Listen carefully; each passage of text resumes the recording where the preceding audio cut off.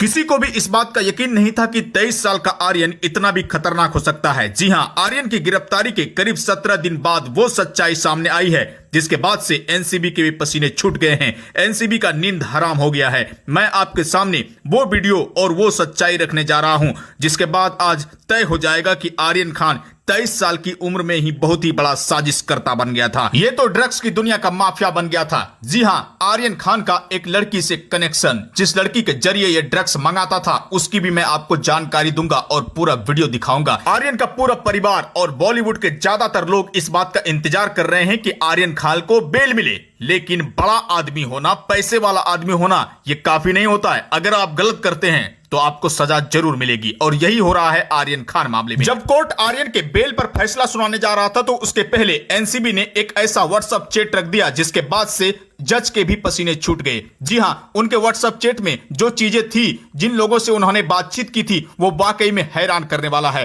जिसके बाद जज ने अपना फैसला बदल लिया और फिर उनको बेल दिया ही नहीं। जी हां, अब उम्मीद यह जताई जा रही है कि आर्यन खान को बेल नहीं मिलने वाला है क्योंकि उनके कारनामे परत दर परत खुलते जा रहे हैं और एनसीबी पूरी तरीके से मजबूत हो रही है। एनसीबी के वकील ने जो कुछ भी कोर्ट में रखा वो आर्यन को जेल की हवा खिलाने के लिए काफी है। जी हां, आर्यन खान की गिरफ्तारी 20 समंदर से हुई थी। रात के अंधेरे में किस तरीके से यह लड़का पार्टी कर रहा था और पार्टी के वक्त ही एनसीबी ने छापा मारा, इन लोगों को नशे की हालत में गिरफ्तार किया और सूत्र बता रहे हैं कि आर्यन खान के चश्मे के नीचे से ड्रग्स बरामद हुए और मुनमुन धमेचा के सैनिटरी पैड से भी ड्रग्स को निकाला गया। और फिर मैं बात कर रहा हूं अरबाज मर्चेंट का। अरबाज मर्चेंट एक पुराना नाम है जो कि ड्रग्स की दुनिया में पूरी तरीके से सक्रिय है।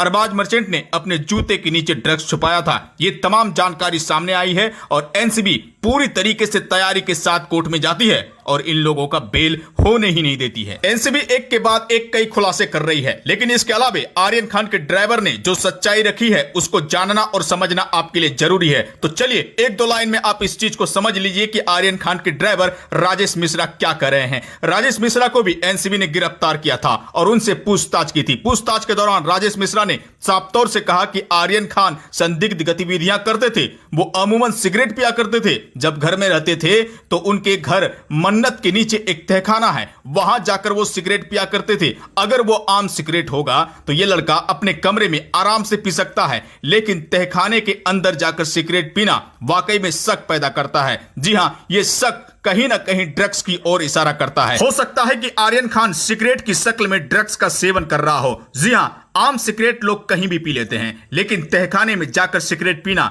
ये वाकई में कई बड़े सवाल पैदा करते हैं। उनके ड्राइवर राजेश मिश्रा ने एक और बड़ी बातें की है। जी हां, सिगरेट पीने के बाद आर्यन खान का चेहरा पूरी तरीके से बदल जाता था। उनके आंखों का हाव भाव भी चेंज हो जाता था। ये तमाम चीजें आम सिगरेट के पीने के बाद नहीं होती है। यानी कि ड्राइवर का बयान इस ओर इशारा कर रहा है कि आर्यन खान सिगरेट पीते हैं और वो लंबे वक्त से सिगरेट पी रहे हैं। उनके ड्राइवर ने साफ तौर से कहा कि वो विदेश से पढ़ाई करके घर लौटते थे तो उस वक्त भी वो सिगरेट का सेवन करते थे और बताया तो यहां तक जा रहा है कि पढ़ाई के दौरान ही आर्यन खान को सिगरेट की लत लगी थी और इसी लत ने आर्यन खान को मुंबई का ड्रग्स माफिया बना दिया, मुंबई का सबसे बड़ा नशेड़ी बना दिया। आर्यन खान जब क्रूज शिप पर ड्रग्स लेकर सवार हो रहे थे तो उस वक्त ना ही सिक्योरिटी गार्ड को पता चल पाया, ना ही सीसीटीवी कैमरे ने पकड़ पाया, क्योंकि आर्यन खान इतना शातिर है।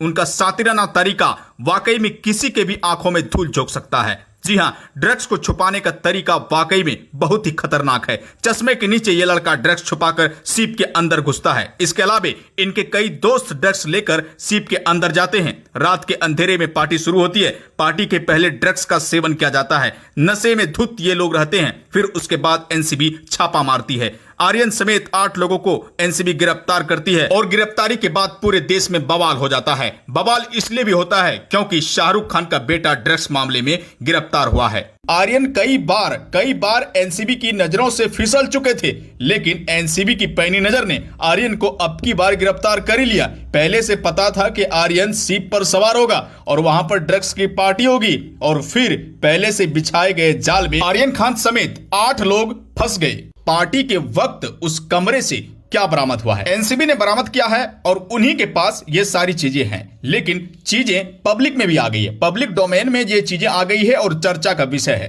दोस्तों, पहली चीजें ये है कि ड्रग्स मिला है, ये बात सबको पता है। वो ड्रग्स कहां से मिला है, एक दो लाइन में समझिए। वो ड्रग्स चश्मे के नीचे से मिला है। आर्यन खान के बारे में जो सूत्रों के मुताबिक खबरें आ रही है कि आर्यन खान अपने चश्मे के नीचे ड्रग्स छुपाकर उस शिप पर चढ़ता है। उस वक्त एनसीबी को भी मालूम नहीं होता है कि चश्मे के नीचे ड्रग्स है। वहां के सिक्योरिटी गार्ड को भी पता नहीं चलता है, कैमरे की नजर में भी वो चीजें नहीं आती है। लेकिन एनसीबी पहले से कंफर्म थी कि कुछ चीजें शिप पर होने वाली है। जी हां, बीच समंदर में जब जहाज गया तो पार्टी शुरू हो गई। एनसीबी के कान खड़े हो गए कि ड्रग्स तो होगा ही, पहले से खबर थी और ड्रग्स पकड़ा गया। चश्मे के नीचे ड्रग्स पकड़ा गया। अब मैं आपको बताता हूं कि अरबाज मर्चेंट के पास से कहां से वो ड्रग्स बरामद हुआ है। बताया यहां तक जा रहा है कि उनके जूते में ड्रग्स था। जी हां, जूते में ड्रग्स को सेट कर दिया गया था।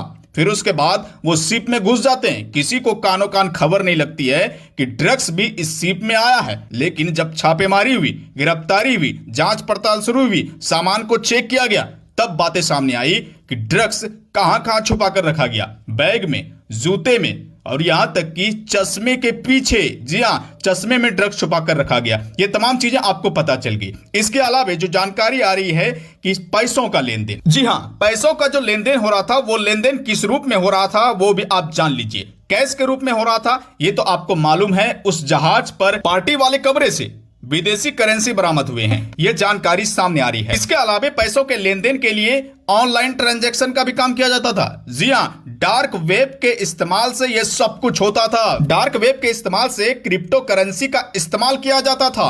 जी हां, क्रिप्टो करेंसी आपको पता है ना, बिटकॉइन, जो कि पूरी तरीके से अवैध है। ऐसे ही कुछ करेंसी है जिसका इस्तेमाल गलत कारोबार के लिए किया जाता है। आप इस बात को समझिए कि ड्रग्स मामले में किस तरीके से डार्क वेब का इस्तेमाल किया जाता था और पैसों का लेन देन किया जाता था। डार्क वेब को एक दो लाइन में समझिए। डार्क वेब फेयर चीज के लिए इस्तेमाल नहीं किया जाता है। ये सरकार की निगरानी में नहीं होती है। ये एक ऐसा तरीका है जो तरीका पूरी तरीके से अवैध है और इस तरीके का इस्तेमाल काली दुनिया के लिए, काले कारोबार के लिए किया जाता है।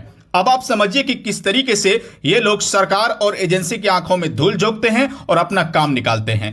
ये चीजें इतनी खतरनाक है, इतनी सीक्रेट है कि पल पल लोकेशन बदलता है, पल पल डाटा बदलता है। अगर कोई जांच एजेंसी इनको पकड़ने की कोशिश करे तो उनको पता ही नहीं चलेगा कि ये आदमी कहां पर है, कहां से ये काम चल रहा है, इसका डाटा क्या है। पल पल डाटा बदलता जाता है। ये तरीका काली दुनिया के लिए पूरी तरीके से महफूज है। किसी को भी पता नहीं चलता है कि कहां क्या हो रहा है। ये जानकारी उन्हीं को होती है जो इस पूरे मामले में संलिप्त है। और ये बिजनेस और ये काम बहुत ही बड़ा है। दुनिया में यह धड़ल्ले से चल रहा है, लेकिन सरकार और प्रशासन नहीं पकड़ पा रही है। उम्मीद है कि इस पूरे मामले में बड़ी कार्रवाई होगी। आर्यन खान की गिरफ्तारी, मुनमुन धमेचा की गिरफ्तारी, अरबाज मर्चेंट की गिरफ्तारी ने अब तय कर दिया है कि जितने भी बड़े लोग हैं, अब बड़े लोगों को भी एनसीबी नहीं छोड़ने वाली है। जी हां, इंडिया में ड्रग्स का जो कारोबार है वो तेजी से फैलता जा रहा है और जिम्मेवारी एनसीबी के हाथ में है कि किस तरीके से इसको रोका जाए, कंट्रोल किया जाए। और यही वजह है कि लगातार ऐसे मामलों में संलिप्त लोगों की गिरफ्तारी हो रही है। दोस्तों, इस वीडियो को ज्यादा से ज्यादा शेयर कीजिए ताकि बॉलीवुड और ड्रग्स की दुनिया के काले कारोबार का पर्दाफाश हो सके। वीडियो को लाइक कीजिए। आगे के अपडेट के लिए चैनल को जल्दी से सब्सक्राइब कीजिए। नमस्कार।